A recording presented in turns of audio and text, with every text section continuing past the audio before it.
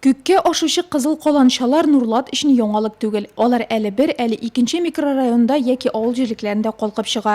Тателеком элемтә шилтәренең 23 шундый мачтасы бар. Өчесе шәһәрдә, монысы 4нче булыр дип көтелә. В Нурлате это у нас первый объект.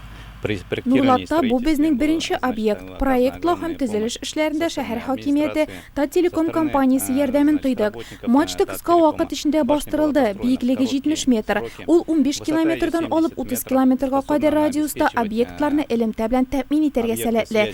Һәм ул Нурлат халкына хезмәт итсен иде.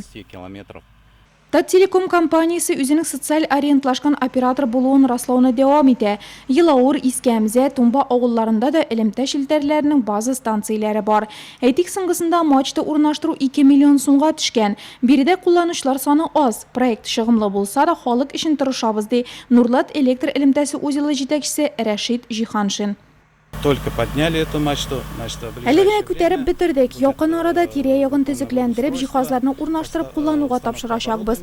Август азагына кадәр башкарырбыз дип уйлыйм. Бу мачта тулысынча Нурлатны һәм якын тирәдәге торак пунктларны 4G стандартындагы интернет белән тәэмин итәчәк. Мачталар күбрәк булган сайын элемтә сыйфаты яхшырак. Бүгенге көндә операторның 2000ләп абоненты бар. Максатлары Нурлатлыларны заманча LTE 4G шелтәрләр белән тәэмин итү. Киләчәктә Багдашкино, Заречный, Чулпанда да шундый станцияләр барлыкка килер дип көтелә.